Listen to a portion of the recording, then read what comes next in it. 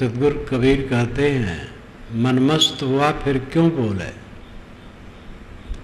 हीरा पायो गांठ गठियायो, बार बार वाको क्यों खोले। हल्की थी तब चढ़ी तराजू, पूर्व भया तब क्यों तोले। हंसा पायो मान सरोवर, ताल तलैया क्यों डोले। तेरा साहेब है घट भीतर, बाहर नैना क्यों खोले। कहत कबीर सुनो भाई साधो, साहेब मिल गए तिलोले। मनमस्त हुआ फिर क्यों बोले। हीरा पायो गांठ गठियायो, बार बार वाको क्यों खोले। हल्की थी तब चढ़ी तराजू, पूर्व भया तब क्यों तोले। सुरत कलारी भई मतवारी, मदवा पी गई बिन तोले। हंसा पायो मान सरोवर, ताल तलैया क्यों डोले। तेरा साहेब है घट भीतर, बाहर नैना क्यों खोले। कहत कबीर सुनो भाई साधो, साहेब मिल गए तिलोले। मनमस्त हुआ फिर क्यों बोले। जब मन आत्मलीन हो गया तब क्यों बोले। यहां बोलने का अर्थ है विवाद करना, कलह करना। बोलने की एकदम मनाही नहीं है। जबान मिली है,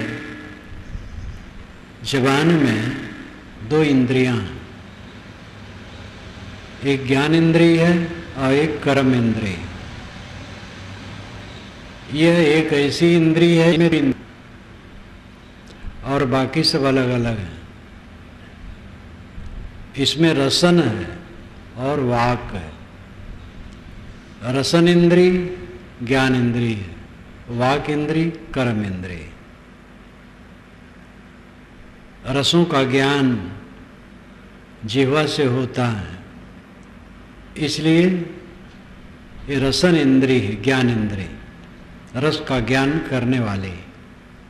लेकिन वाक इंद्रिय भी इसमें है, बोला जाता है। जीभ न हो तो लोग बोल नहीं सकते। जिह्वा को वश कर लेने पर बहुत कुछ अपने वश में हो जाता है। स्वादाशक्ति जीत लेना और वाणी में संयम कर लेना, ये बहुत बड़ी बात है। जीभ की लंपटता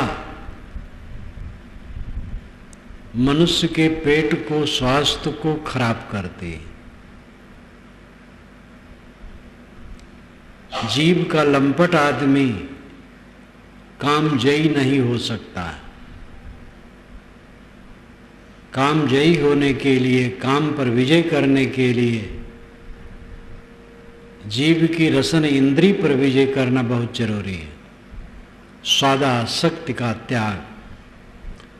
महात्मा गांधी ने अपने 11 व्रतों में अस्वाद एक व्रत माना है।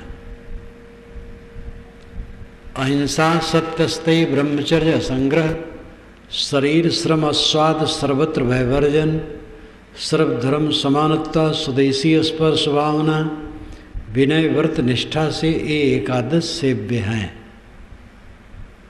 अहिंसा, किसी को तकलीफ न देना, विरोधी को भी तकलीफ न देना। वो अंग्रेज गवर्नमेंट के विरुद्ध थे। वो कहते थे अंग्रेज यहाँ से चला जाए, भारत हमारा छोड़ दे। लेकिन वह अंग्रेज़ों की हिंसा नहीं करना चाहते थे, कोई कष्ट नहीं देना चाहते थे, इसलिए अंग्रेज लोग भी उन पर विश्वास करते थे। और इंग्लैंड का एक अंग्रेज ही आकर के महात्मा गांधी फिल्म बनाया। अहिंसा एक ऐसा सद्गुण है जो स्वपक्ष परपक्ष सबको आस्थावान बना देता है।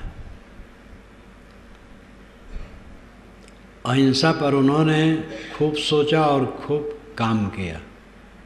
और सत्य का पक्षधर होना, अहिंसा सत्य अस्तेय, चोरी न करना, अहिंसा सत्यस्ते ब्रह्मचर्य, ब्रह्मचर्य का पालन करना।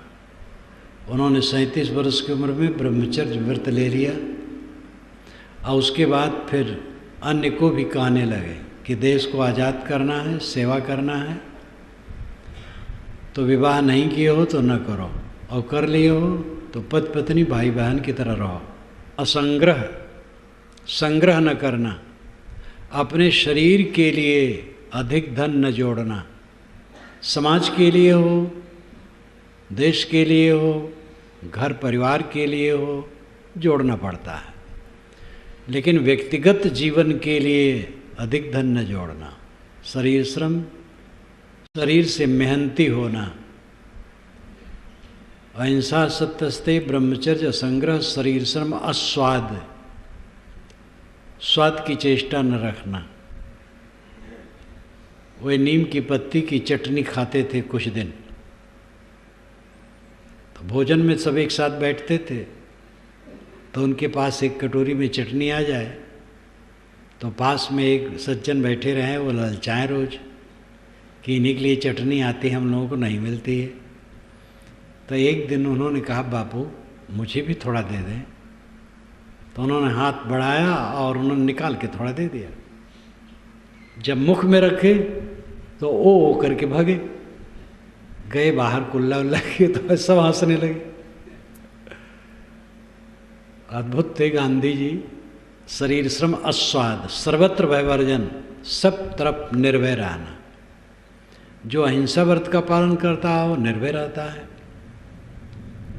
उन पर दक्षिणी भारत में बम फेंका गया तो पुलिस का पहरा होने लगा। गांधी जी ने कहा कोई पहरा की जरूरत नहीं, छोड़ दो, स्वतंत्र। वे समझते थे शरीर नाशवान है, इसके लिए पहरा। और फिर हुआ, एक व्यक्ति आया जो अपने को बहुत बड़ा महान समझता था, उसने उनको मारा, लेकिन वो अमर है। मारने वाला मर गया, मारने वाला समूह मर गया, वो अमर है। 55 करोड़ रुपया पाकिस्तान को देना था, क्योंकि हमें जंगलात की संपत्ति बहुत मिली थी। 55 करोड़ रुपया कुछ नहीं था, उसी पर लोग और चिढ़ गए और ये काम किए। महात्मा गांधी कह रहे थे कि नहीं दोगे बदनाम होगे, अंत में अंतर्राष्ट्रीय बात जाएगी और देना पड़ेगा, इसलिए दे दो। तो सत्य के पक्षधर थे। सर्वत्र भयवर्जन, सर्वधर्म समानत्या, सभी संप्रदायों में समान बुद्धि रखना।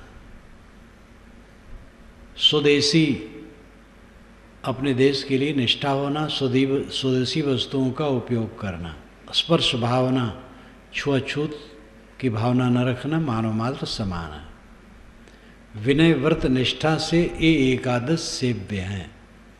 विनय व्रत और निष्ठा से ये 11 व्रत सेवन करने योग्य हैं। तो इसमें अस्वाद पर मुझे याद आया, काम की चीज़ थी, सबको गिना दिया, बहुत लोग तो जानते भी होंगे। जीवा के स्वाद को जीतो और वाणी को जीतो। कटुक वचन मत बोल रे, घट घट में वही साईं बसत है, कटुक वचन मत बोल रे। कट वचन बोलते हो तो हिंसा करते हो। मन मस्त हुआ तब क्यों बोले? जब मन मस्त हो गया, आत्मतुष्ट हो गया, तो विवाद क्यों करें? विजानन विद्वान भवते नातिवादी, ये श्रुत वचन है। विजानन विद्वान, जो अच्छी तरह से जान लिया सत्य को, भवते नातिवादी, वो अतिवादी नहीं होता है, बढ़ कर बात नहीं करता है। मनमस्त हुआ फिर क्यों बोले? हीरा पायो गांठ गठियाओ, बार बार वाकू क्यों खोले?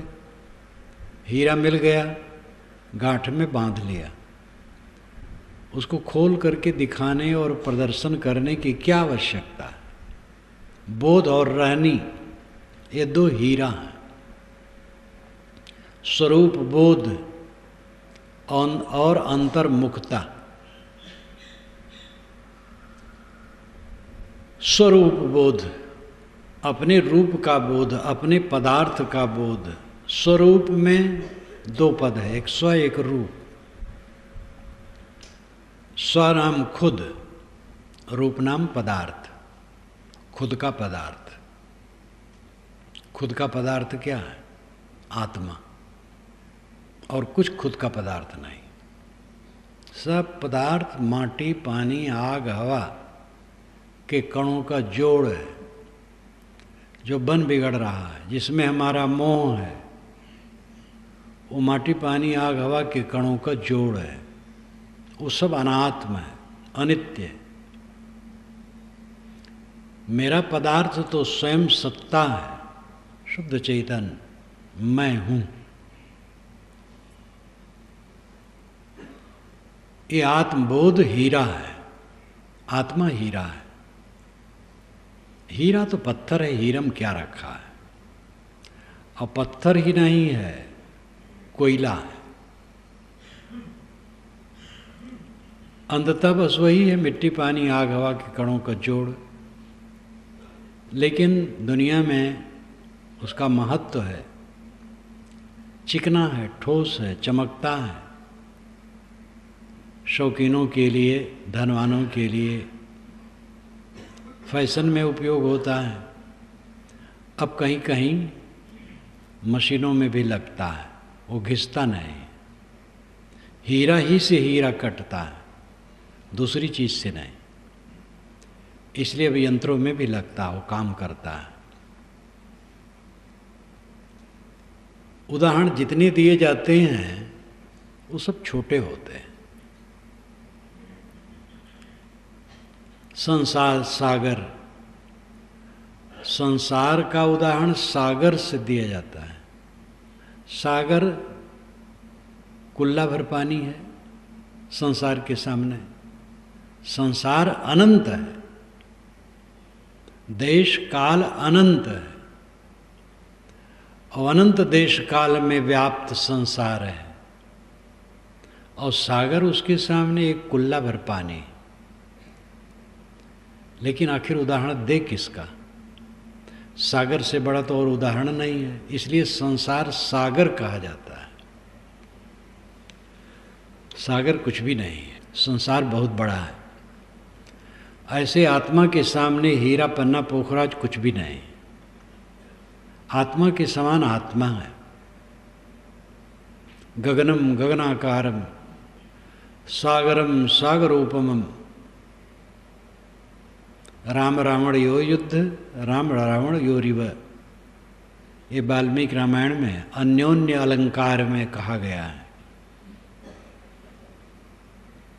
गगनम गगनाकारम, आकाश आकाश के समान होता है।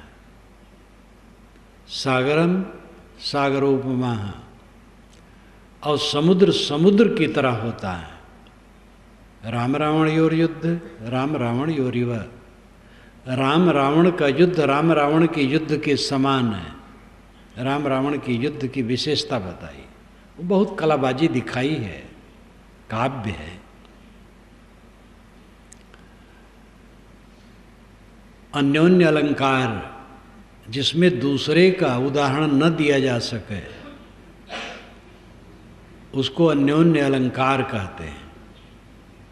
सागर सागर के समान है, आकाश आकाश के समान है, आत्मा आत्मा के समान है। आत्मा के समान और क्या है? आत्मा हीरा है, और दूसरा हीरा क्या है? पवित्र रहनी, अंतर्मुख होने की प्रक्रिया और पूर्ण अंतर्मुख हो जाना, ये हीरा है जीवन में। दुख क्या है? बहिर्मुख रहना। छूटने वाली वस्तुओं में मोह करना हमारी हद दर्जे की मूर्खता है, और इस मूर्खता में हम अनादिकाल से फंसे। फिर भी अपने को बुद्धिमान मानते हैं, ज्ञानी मानते हैं। जो वस्तु आज है कल नहीं है, स्वभाव। सारी वस्तुएं स्वभाव हैं। स्व अभाव, स्व नाम कल, अभाव नाम न रहना। नचिकेता ने यमाचार्य से कहा, कठ उपनिषद में एक कथा आती है, भगवन अस्तित्व के नाम अस्तित्व चेके।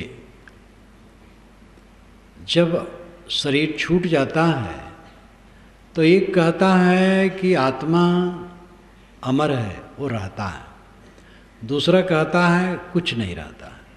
एयम प्रेते विचिकित्सा मनुष्य।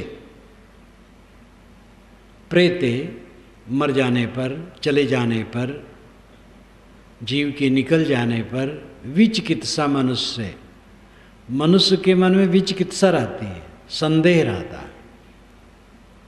अस्तित्व के नाम अस्तित्व चेके, अस्ति इति एक ही।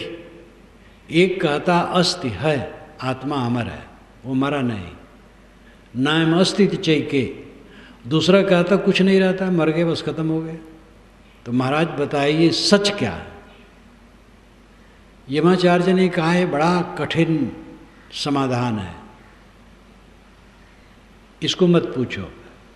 100 वर्ष की जिंदगी ले लो, बहुत से बच्चे ले लो, स्त्रियां ले लो, बाजे गाजे राजकाज ले लो, स्वर्ग ले लो, 100 वर्ष जियो, ये सब ले लो, लेकिन आत्मा के विषय मत पूछो, ये बड़ा गूढ़ तत्व है।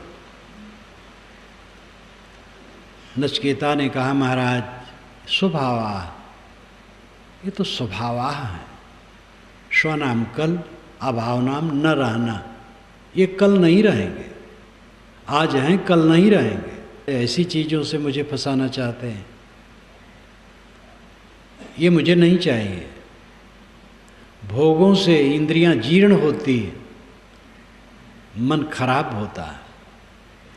कौन विवेकवान विषयों का चिंतन करते हुए जीना चाहेगा? आप मुझे बताइए आत्मा के विषय में ही।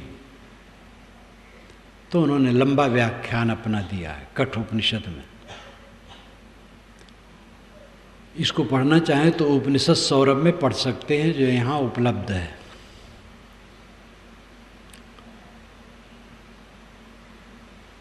पूर्व एकादश द्वार मजस्यावक्र चेतसा अनुष्ठाय न सोचत विमुक्तश्च विमुच्यते एतत् वैतत्। है नचिकेता, पूर्व एकादश द्वार मजस्यावक्र चेतसा, 11 दरवाजों वाला भवन ये शरीर है, और इसमें एक अज अवक्र चेतन निवास करता है। अज है, अजन्मा है, नित्य है। अवक्र है, शुद्ध सरल है। चेतसा चैतन्य, वह निवास करता है। अनुष्ठाय न सोचत, जो इसका अनुष्ठान कर लेता है, आत्मा की उपासना में लग जाता है, आत्मानुसंधान में लग जाता है, न सोचत, फिर वो चिंता नहीं करता। दुनिया की वस्तुओं की चिंता करना, जो आज है कल नहीं है, बेवकूफ़ी की बात। न सोचत विमुक्तश्च, वो जीवन भर मुक्त रहता है। अविमुच्यते, जब शरीर छूट जाता है सदा के लिए मुक्त हो जाता है। एतत् वैतत्। ऐ नचिकेता, जिसके विषय में तूने पूछा है वो यही आत्मा है।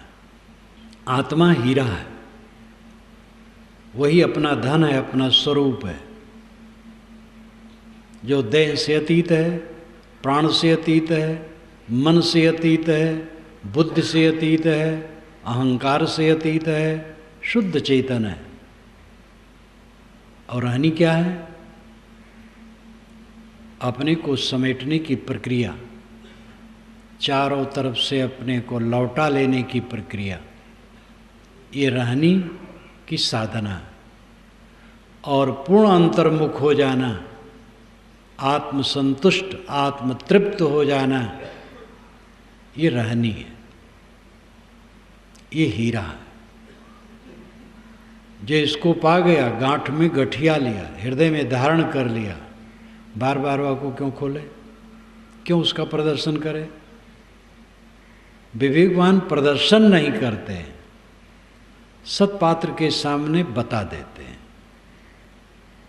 अमृत केरी पूरिया बहुविधि दीन छोर, आप सरीखा जो मिले ताहि पियावो घोरी। साहब कहते हैं अमृत की पुड़िया, अमृत की गठरी मैंने हर प्रकार से खोल के रख दी है और घोल करके तुम्हें पिला दिया है। अब आप सरीखा जो मिले, आप जैसे सत्पात्र हैं, जिज्ञासु हैं, मुमुक्षु हैं, आप ही जैसा और कोई मिले तो उसे भी घोर के पिला दो। कबीर साहब में साधु शाहीपन बहुत था, सादा वचन कहना, सिमट के रहना,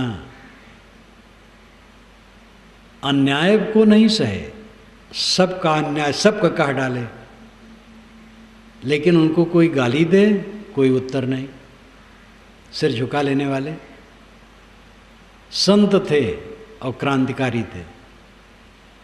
क्रांतिकारी का अर्थ होता है आगे बढ़ते जाना, क्रांति, आगे बढ़ने की प्रक्रिया क्रांति, न रुकना, न फंसना, न उलझना, न अटकना। कबीर साहब संत थे, आध्यात्मिक पुरुष थे, लेकिन समाज की बुराइयों को देख के वो चुप नहीं रहे, काम उनका बन जाता, न कहते कुछ। कौन ब्राह्मण है, कौन शूद्र है, कौन किसको बुरा भला कहता है, कौन किसको क्या अधिकार नहीं देता, क्या मतलब? अपना मन समेटो, शांति लो। लेकिन उनको ये सहन नहीं हुआ। आदमी आदमी में भेद, हाण चाम का ढांचा सबका शरीर, और सबके अंदर में शुद्ध चेतन तत्व, मौलिकता में कोई अंतर नहीं, और जन्म सिद्ध पूज्य बने बैठे हैं कि हम जन्म से ही ऊंचे हैं। ये दादागिरी, ये राजनीति, पूरी राजनीति रही है। जन्म से हम पवित्र हैं और तुम जन्म से अपवित्र हो, घोर षड्यंत्र भरा विचार। और इसको उन्होंने ऐसा विदीर्ण किया है, कोई मुरव्वत नहीं, सीधा सीधा। जो तो ब्राह्मण ब्राह्मणी को जाया और राह दे कहन आया, और जो तो तुरुक तुरुकनिक जाए पेटे कहन सुनत कराया। किसी को भी क्षमा करने वाले नहीं, गुरुओं को, साधुओं को, योगियों को। घर घर मंत्र देत फिरते महिमा के अभिमाना, गुरु सहित शिष्य बूढ़े अंतकाल पछताना। ऐसो जोगिया बदकर्मी, किसी को उन्होंने छोड़ा नहीं। नेहरू विश्वविद्यालय दिल्ली में जब मेरा प्रवचन हुआ तो शंका समाधान का भी पीछे समय रखा गया था। तो एक विद्यार्थी ने कहा कि कबीर संत हैं लेकिन वो फटकारते ही रहते हैं, गरम गरम ही हैं, तो शांति उनको कब मिली होगी। मैंने कहा यही तो उनको समझना मुश्किल है। एक तरफ से उनके अंदर से आग की ज्वाला निकलती है और दूसरे तरफ से शीतल फव्वारा। श्री विद्यानिवास मिश्र ने भी इसको बहुत बढ़िया कहा है, जो एक अच्छे विद्वान थे। अभी कुछ दिन हुआ उनका एक्सीडेंट में शरीर छूट गया, बहुत योग्य थे। विरोधाभास है। विरोधाभास का मतलब है विरोध रहे ना वो प्रतीत हो। वे खंडन करते हैं सरल चित्त से, राजनीति से नहीं। राजनीति बाजी लेकर के भी बहुत उल्टा पलटा कहा जाता है, वैसा नहीं, कुछ नहीं चाहते। जो निरीह मासूम मूक प्राणी हैं उनकी वे पक्षधरता करते हैं। भारत के 70% लोगों को मूक बना दिया गया था, वो बोल नहीं सकते, वेद शास्त्र में अधिकार नहीं, पढ़ने में अधिकार नहीं, कोई सामाजिक उच्च कर्म में अधिकार नहीं, बोल नहीं सकते। बादई शूद्र द्विजन सन हम तुमसे कछु घाट, जाने ब्रह्म सुव्य प्रवर आंख दिखावे डांट। जब डांटने लगे शूद्र ब्राह्मणों को तो ये कहने की जरूरत पड़ी कि ये तो कलयुग आ गया है, जिसको परंपरावादी मानते हैं कलयुग आ गया है, उसको क्रांतिकारी मानते हैं सतयुग आ गया है। तो निर्भय होकर के उन्होंने कहा, लेकिन वे गहरी शांति में थे, उनका जीवन ही उसका उदाहरण है। 52 कसनियाँ बताई गई हैं, अच्छी युक्तियों से भरी है, लेकिन इसका मतलब यही है कि कितनी कठिनाई आने पर क्षमा और कुछ नहीं। तो वो संत थे, क्रांतिकारी थे, दोनों थे। आत्मज्ञान और पवित्र रहनी ये हीरा है। इसको जो पा गया अपने में पचावे, पात्र कोई हो उसको ही बता दे, प्रदर्शन में न पड़े, दिखावा में न पड़े। हीरा पायो गांठ गठियायो, बार बार वाको क्यों खोले। हल्की थी तब चढ़ी तराजू, पूर्व भया तब क्यों तोले। जब तक अपने में हल्कापन होता है तब तक इंसान तराजू पर चढ़ता है, और जब पूरा हो जाता है तब तौलता नहीं। इसका लाक्षणिक अर्थ है कि जब तक अपने में अधूरापन रहता है तब तक हम दूसरे से अपनी तुलना करते हैं, हम सबसे बड़े हैं। बात करते करते ऐसा सिद्ध करना चाहेंगे कि अगले से बड़े हैं। किसी बड़े की बड़ाई हो रही है तो सहन नहीं होता है, हाँ उनमें तो यह है, लेकिन ये बड़ा भारी दोष है। दूसरे से अपने को श्रेष्ठ बताने की चेष्टा, ये तौलने की प्रक्रिया है, ये अधूरेपन का लक्षण है। दूसरे से तुलना करने की क्या जरूरत है। अपने आप में सब अद्वितीय है। राम राम है, श्याम श्याम है। न राम श्याम हो सकते हैं, न श्याम राम हो सकते हैं। सब अपनी जगह पर महान है। अपना काम करना, सारी महानता औपाधिक है, संयोग जनित है,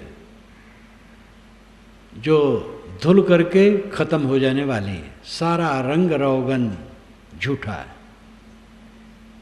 ये दिव्य दृष्टि जिसकी रहेगी, कौन सी अहंता ममता करेगा। साधु भक्त कितने अहंकारी हो जाते हैं। ज्ञान की बात करने लगे, कुछ सद्गुण आ गया, साधना करने लगे, भक्त भी कुछ अहंकारी हो जाते हैं। साधु तो और, क्योंकि वो पूजे जाने लगते हैं। कितने तो यही समझते हैं साधु वेश पुजवाने के लिए है, और जल्दी जल्दी साधु वेश मिले और पुजवाऊं, और साधु वेश हो जाने के बाद तो बस एक ही काम है, लोगों से पुजवाऊं। महाअज्ञान है। साधु वेश एक सरल वस्त्र है। साधना में सरलता है, पहनने ओढ़ने में सरलता है, एक सात्विक भाव उत्पन्न करने वाला है। लेकिन विवेक न हो तो कपड़ा क्या करेगा। कायर आदमी के हाथ में तलवार दे दी जाए, तलवार क्या करेगी जब वो खुद कायर है। जब तक अपने आप में वैराग्य न होगा ये कपड़ा क्या करेगा। पुजवाने के लिए साधु वेश समझना हद दर्जे की मूर्खता है। साधु वेश धर करके विनयी हो जाना चाहिए और विनम्र और निष्काम। कोई पूछता है गृहस्थ लोग साधुओं को पूजते हैं। पूजने में दो भावना रहती है, एक तो अपना मन पवित्र हो, दूसरी बात ये समाज की सेवा करते हैं, हमारी आध्यात्मिक सेवा करते हैं, तो हमें दुनिया की चीज़ों से सेवा करना चाहिए। हम दुनिया की चीज़ पैदा करते हैं, लौकिक वस्तु पैदा करते हैं और या आध्यात्मिक साधना में रहते हैं और आध्यात्मिक शिक्षा देते हैं, तो हमारा काम है कि जो हमारे पास है उससे सेवा करो। तो अंतःकरण शुद्ध के लिए और फिर इसके साथ सेवा करना चाहिए, इस दृष्टि से करते हैं। अपने ही को मान लेना कि हम पूजे जाने के लिए हुए हैं, हद दर्जे का अज्ञान है। साधु सावधान, साधु ब्रह्मचारी, साधु कह देने पर ब्रह्मचारी लोग भी समझ लें, छोटे बड़े ब्रह्मचारी सब। विनम्र रहो सदैव, ये कई बार कहता हूँ कि साधु मार्ग में आने पर स्वाभाविक सद्गुण आ जाते हैं, मोटे दुर्गुण नहीं रहते हैं। और फिर कितने लोग ठंडे हो जाते हैं। अब वो समझते हैं हम तो साधु गुरु हैं, अपने माने रहते हैं हम साधु गुरु हैं, और हमारा यही काम है लेक्चरबाजी, दूसरे में लेक्चर दे दें बस। हम तो पूर्ण हैं और यही गड्ढे में ले जाता है। अपनी मंजिल तक पहुंचो, मंजिल है स्वरूप स्थित। बीच में ठंडा न जाओ, सामान्य सद्गुणों में संतुष्ट न हो जाओ। सद्गुण मात्र आ जाना साधु के जीवन का फल नहीं। साधु के जीवन का फल है स्वरूप स्थित, मन का भय सर्वथा समाप्त हो जाना, जीवन मरण बराबर हो जाना, अंतिम स्थिति में रम जाना। ये साधु की साधुता है। इसलिए साधु बीच में ढील न हो।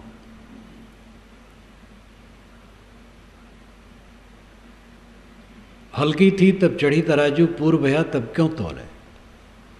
जब तक अपने में हल्कापन होता है तब तक हम दूसरे से अपनी तुलना करने के चक्कर में रहते हैं। पूर्ण विवेक उदय हो जाने पर कुछ नहीं, सब बड़े हैं हमसे, सारा संसार हमसे बड़ा है, सबसे पीछे और नीचे हमें अपने को रखना है। सबसे छोटा मैं हूँ, सब हीरे हैं, मैं कांच हूँ। ये नहीं कि अंदर से वो अपने कांच मान लेता है, भ्रम में नहीं रहता, पूर्ण ठोस रहता है। जो स्वयं अपनी स्थिति में रमता है, इसको देखता है, तो भ्रम में थोड़े पड़ जाएगा, लेकिन विनयी हो जाता है। कोई कांच मुझे कहता है, ठीक है मैं कांच हूँ। दूसरे को कोई समझा पाया है आज तक? जो नहीं समझना चाहता है कोई उसे समझा नहीं सकता है। श्री राम अयोध्या वासियों को नहीं समझा सके, सीता जी को लेकर के ताना मारा गया अयोध्या वासियों की तरफ से। धोबी ने ताना मारा, ये वाल्मीकि रामायण में कहीं नहीं, एक छोटे काव्य में है और प्रसिद्धि उसकी बहुत हो गई।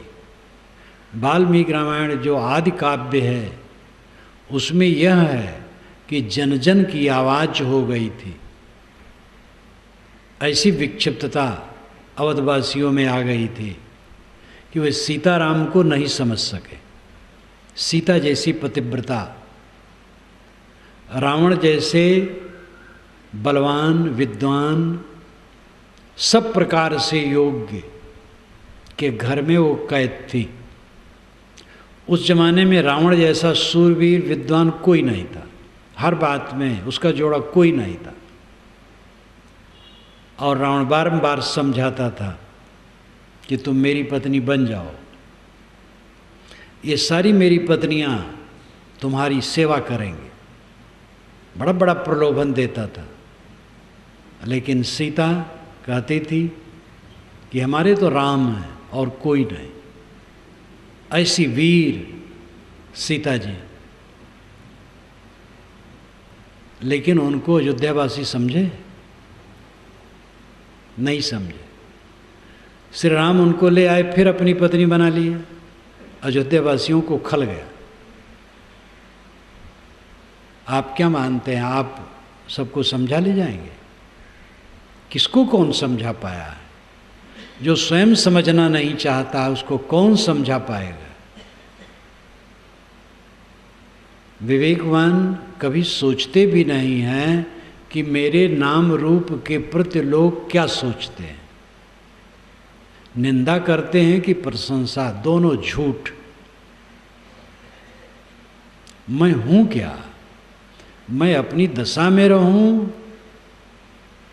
अंतर्मुख हो जाऊं, अंतर्मुख रहूं, संतुष्ट रहूं, बस हो गया। ये काएं काएं भाएं भाएं कौन क्या कहता है? कुछ रखा है?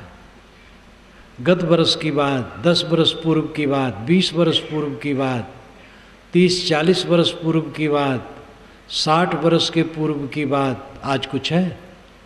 कल वाली बात आज कुछ है? सब भागा जा रहा है। किस बात को लेकर के हर्ष शोक है? विवेकवान सदैव अंत को देखता है, इसलिए उसके मन में कोई स्पंदन नहीं, कोई कंपन नहीं, कोई चंचलता नहीं, दृढ़ स्थिर धीरा। कश्चित धीरा प्रतिज्ञात्मानमैक्षता वृत्ति चक्षु अमृतत्वमिच्छन। कोई विवेकवान पुरुष धीर, ऐसे पुरुष को धीर कहा गया है। सब आदमी बहिर्मुख हैं, बाहर के विषयों में प्रलुब्ध हैं। कश्चित धीरा, कश्चित नाम कोई धीर पुरुष प्रत्यक आत्मन ऐक्षत, भीतर अपनी अंतरात्मा को देखते हैं, अपने आप को देखते हैं, अपने आप में स्थित होते हैं। ऐसी जगह पर धीर शब्द का प्रयोग श्रुति वाणी में, बुद्ध वाणी में, पुराने शास्त्रों में आता है। धीर, धीर वह है जो डिगे न, जिसमें कंपन न हो, चंचल न हो, स्पंदन न हो, चंचलता न हो। निंगते, गीता कहती निंगते न इंगते, इंगन कंपन। निंगते न इंगते, नहीं चंचल होता। ये अंतिम स्थित है। क्या सुख मिला, क्या दुख मिला, क्या सम्मान मिला, क्या अपमान मिला? कुछ नहीं, सब पानी की धारा की तरह बह जाने वाला है। इसलिए वो तुलना में नहीं पड़ता है। सब बढ़िया हैं, सब अच्छे हैं, और पूरे संसार की करुणा मेरे ऊपर है। कोई मेरी बुराई नहीं करता। मुझे अपने को देखना, मैं क्या हूं बस। हल्की थी तब चढ़ी तराजू, पूर्व भया तब क्यों तोले। सुरत कलारी भई मतवारी, मदवा पी गई बिन तोले। सुरत कलवारिन, बिना तोले मदला पी गई, इसलिए मतवाली हो गई। कलवार, कलवारिन, शराब बनाने वाले, पीने वाले। आज कितने कलवार हैं जो भक्त हैं, संत हैं, सदाचारी हैं। अर्थ यह है कि मनोवृत्ति रूपी कलवारिन ज्ञान की मदिरा अनतोल पी लिया और मस्त हो गई। मस्ती की बात है, इसलिए शराब का भी रूपक है। साहब रूपक देने में बहुत कुशल है। श्रुत कलारी भई मतवारी मदवा पी गई बिन तोले। शराब की स्थिति में जो आदमी होता है गर्गाप हो जाता है, बादशाह हो जाता है, लेकिन जब उतरता है तब दरिद्र हो जाता है, दुखी हो जाता है। नशा रहता तब भी उसकी स्थिति अच्छी थोड़े रहती, दिमाग चढ़ा रहता है। शराब छूना भी नहीं चाहिए, लेकिन ये ज्ञान का शराब, वैराग का शराब, भक्ति का शराब, जिसका फल होता है कि कुछ मेरा नहीं है, कोई मेरा नहीं, ये पक्की निश्चयता, सारी अहंता ममता समाप्त। जिसकी सारी अहंता ममता समाप्त हो गई, उसके मन में कौन सी पीड़ा रहेगी।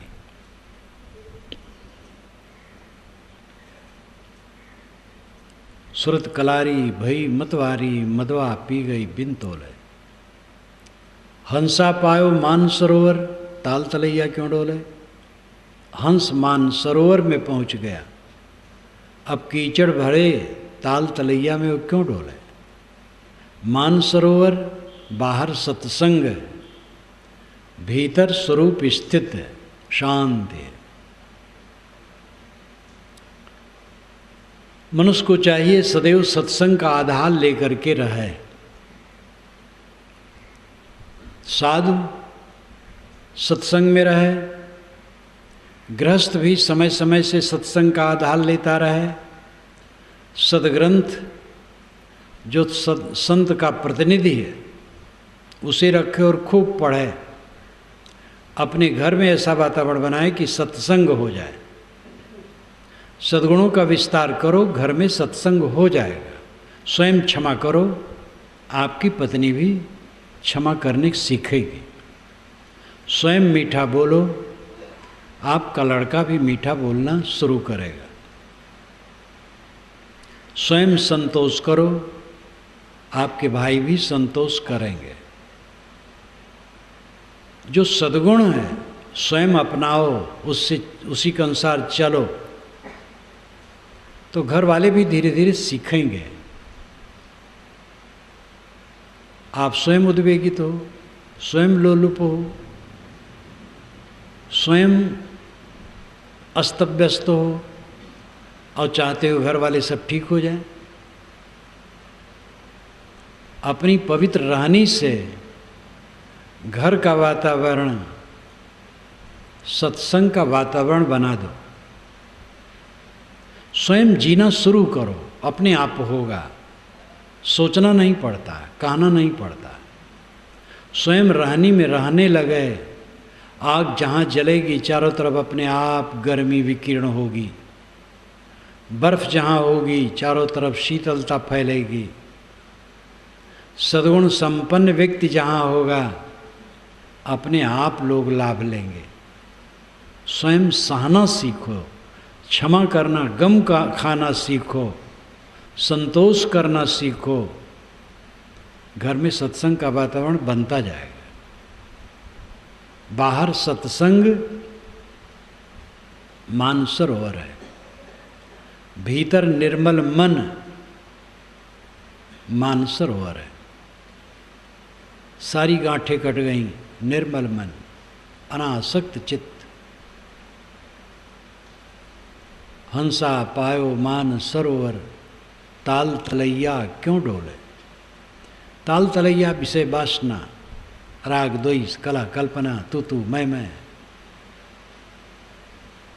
जब हंस मान सरोवर पा गया तो कीचड़ भरे ताल तलाई में क्यों डोलेगा। निर्मल मन हो गया, गंदी बात क्यों सोचेगा, क्यों करेगा। तेरा साहेब है घट भीतर, बाहर रहना क्यों खोले। तेरा साहेब तेरे घट में है, कहने से द्वैत लगता है। इसीलिए सारे कथन सापेक्ष होते हैं, निरपेक्ष नहीं होते। बड़ी सावधानी से कथनों का अर्थ समझना चाहिए। अपने भीतर है ये कहना भी अपूर्ण है।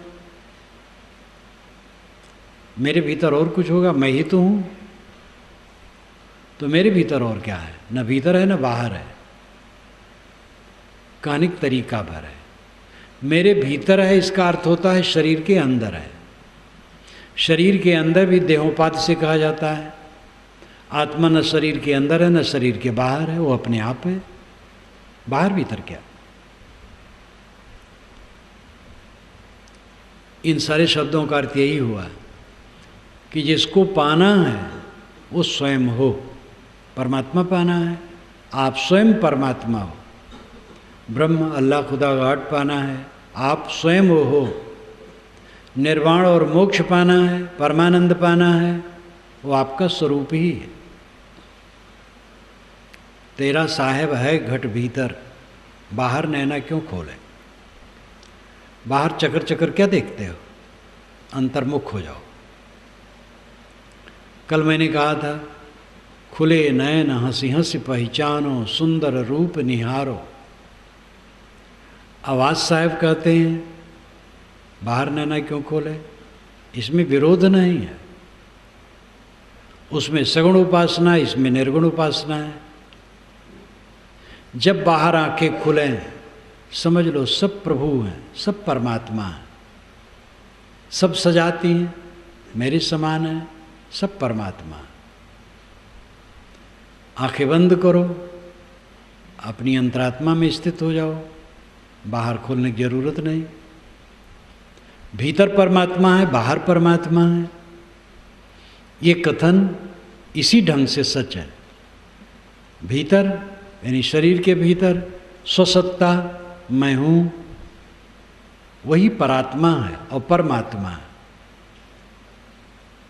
वही ब्रह्म है। बाहर जो लोग दिखाई देते वो भी सब ब्रह्म स्वरूप हैं, राम स्वरूप हैं, आत्म स्वरूप हैं, सब सजाते हैं।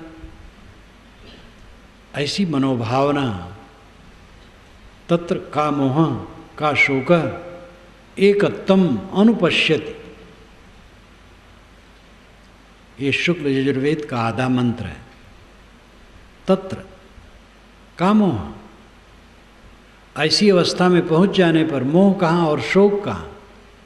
एकत्तम अनुपश्यति, वो एकत्तम देखता है सब में।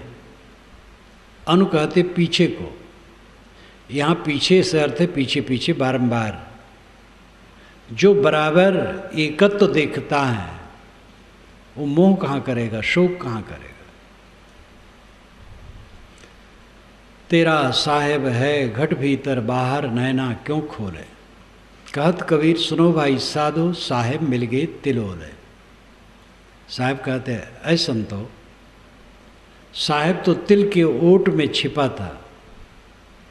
तिल का दाना बहुत छोटा सा होता है,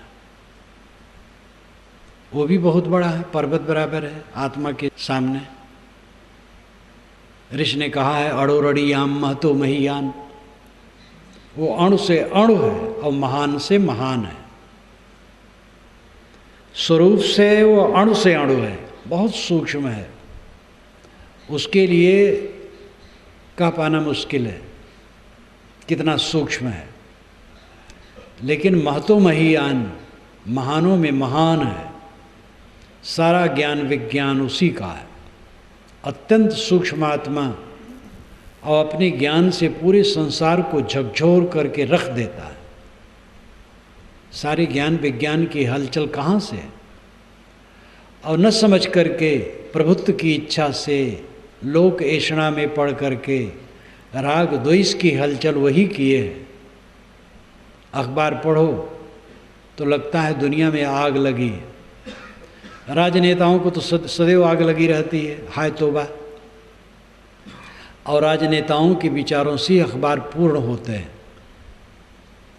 इसलिए अखबार पढ़ने वालों को चाहिए बहुत सावधानी से काम भर की चीज़ देख लें, अपना समय उसमें ज़्यादा बर्बाद न करें। तो ये चेतन, ज्ञान स्वरूप चेतन अत्यंत सूक्ष्म है और अपने गुणों में इतना महान सारा ज्ञान विज्ञान की हलचल इसी की देन है। सारे ईश्वरों देवताओं की कल्पना इसी ने की है। सारे शास्त्रों को इसी ने रचा है। भूत प्रेत जादू टोना जंतर मंतर का बवंडर इसी ने खड़ा किया है। अपने स्वरूप को भूल करके अनेक भ्रांतियों का सृजन भी इसी ने किया है। इसलिए अपने आत्म अस्तित्व को समझो। साहेब मिल गए तिल ओले, तिल के ओट में ब्रह्म राम परमात्मा छिपा था। हम बाहर खोज रहे थे परमात्मा को। बाइबल में भी लिखा है, क्या ईश्वर को कोई खोज के पा सकता है? कहीं के भी साधक हों, जब अंतर्मुख होते हैं तो उनको यही कहना पड़ता है, खोजोगे जहाँ तक वहाँ तक दुनिया की चीज़ मिलेगी। खोजना छोड़ दो, बस स्वयं हो। दौड़ दौड़ दौड़िया, जहाँ तक मन की दौड़, दौड़ थका मन थिर भया, बस तो ठौर की ठौर।